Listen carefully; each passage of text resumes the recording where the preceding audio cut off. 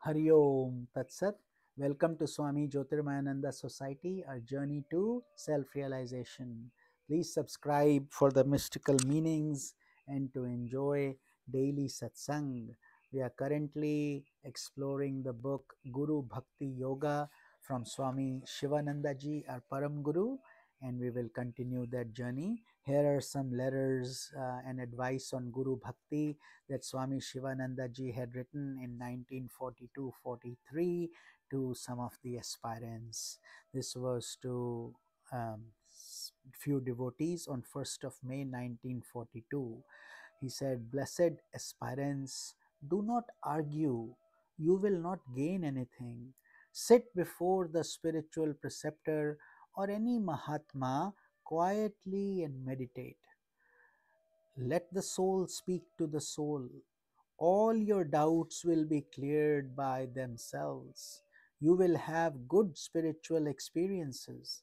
You will experience ineffable peace and the thrill of joy in your heart. This is the real way for attaining the goal of life. Become a practical yogi, meaning practice what you read." Swami Shivananda. This was done, this letter was, advice was given on 1st December 1942 to one of his devotees, Maharani Swarnalata. He said, "From a doctor, you get a prescription. From two doctors, you get consultation. From three doctors, you get your own cremation." Too many cooks spoil the recipe. Even so, if you have many gurus, you will be bewildered. You will be at a loss to know what to do. One guru will tell you, "Do Soham Japa." Another will tell you, "Do Japa of Sri Ram."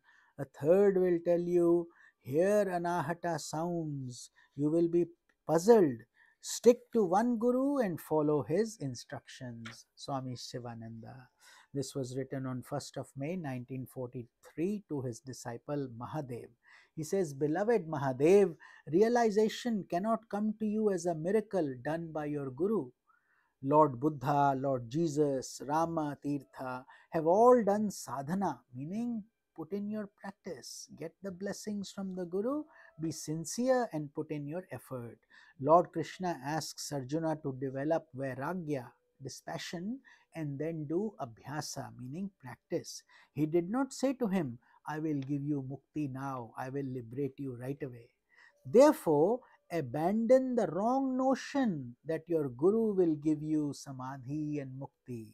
Strive, purify, meditate, and realize Guru is no doubt very important to give you his grace, to give you the momentum, to give you the energy and drive, but you have to do it ultimately. This is Swami Shivananda.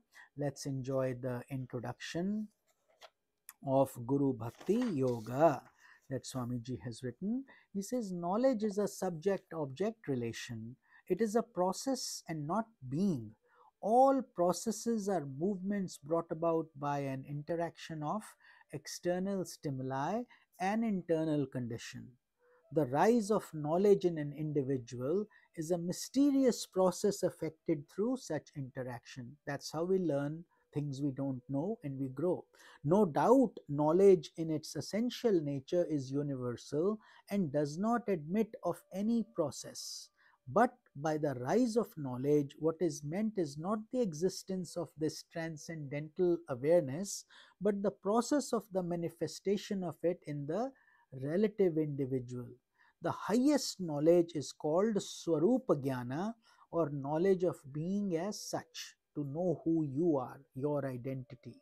But the rise of knowledge in the jiva is a relative act of the expression of this Swarup Jnana through the vritti of the manas. So through the thought waves of the mind, we try to capture this knowledge. Hence, during the process of the rise of knowledge, it takes the form of what is termed as vritti jnana. Vritti means thought waves, the constant flow that is coming in, and to know that, realize that, that's jnana. And vritti jnana is definitely a spatio-temporal condition of consciousness. All that is happening under the screen of consciousness. Vritti jnana is the same as psychological consciousness, whatever be the degree of its intensity, depth, and expansiveness. So, vritti jnana, therefore, cannot appear without the relation of the subject to an object. There has to be some connection. This relation is the coming together of the subjective and the objective processes of the universe. Every event is a commingling of two events or conditions, one acting as the subject and the other as the object. The spiritual aspirant may be considered from his point of view a subjective entity in which spiritual knowledge manifests itself by degrees, slowly. Now, this manifestation of knowledge is really the reflection of the transcendental consciousness through the mind, which gradually increases its transparency by the process of self discipline and concentration. So, what is happening during that time?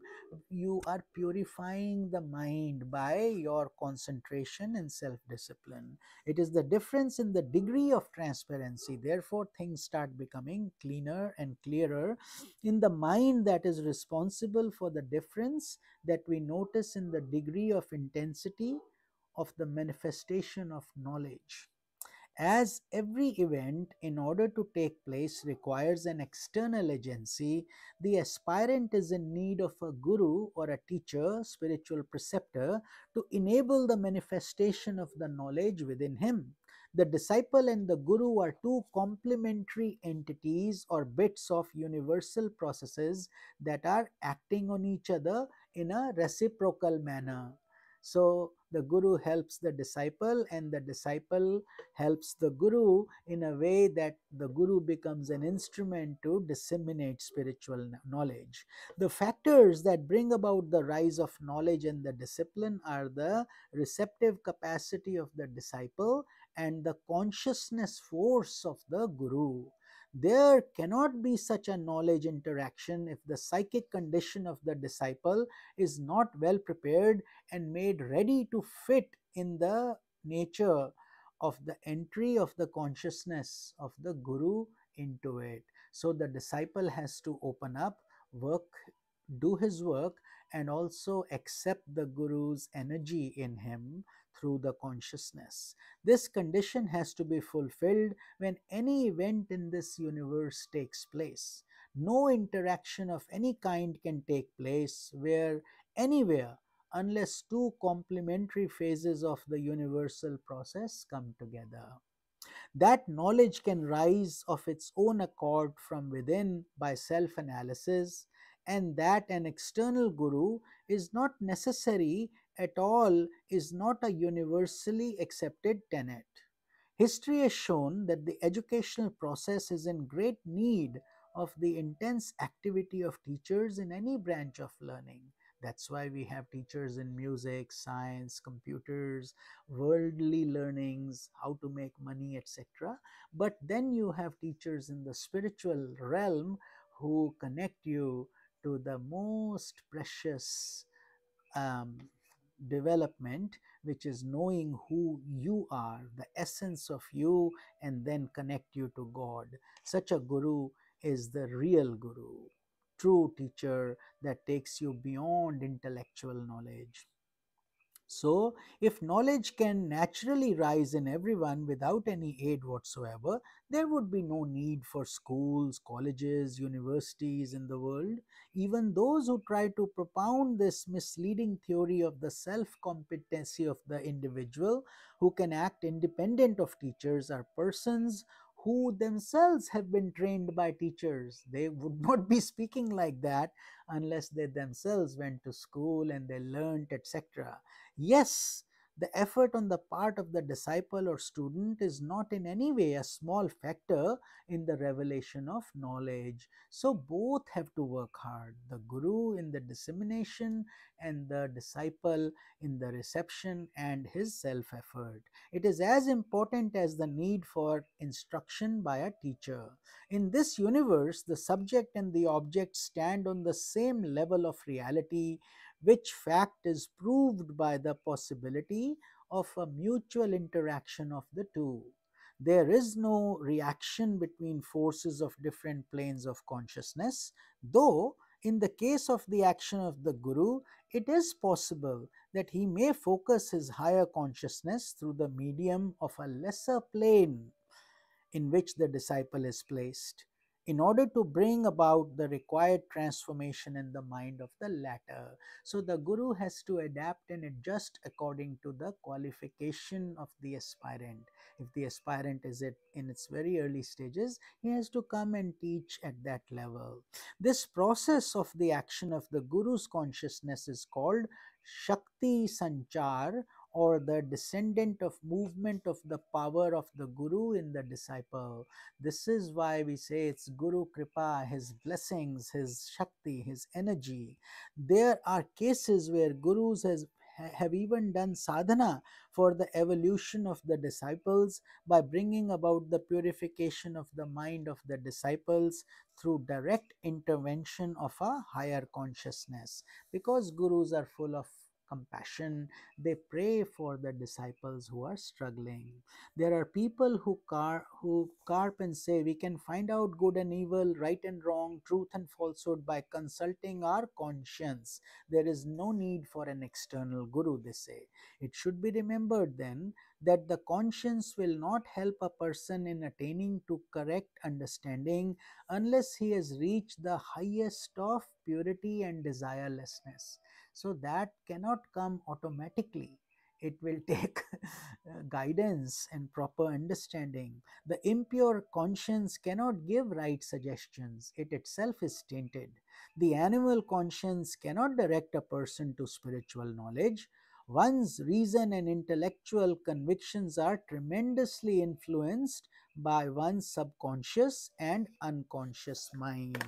So, with this, we conclude our satsang for today, and I will see you in tomorrow's satsang as we enjoy this profound journey of Guru Bhakti Yoga together. Hari Om Tat Sat.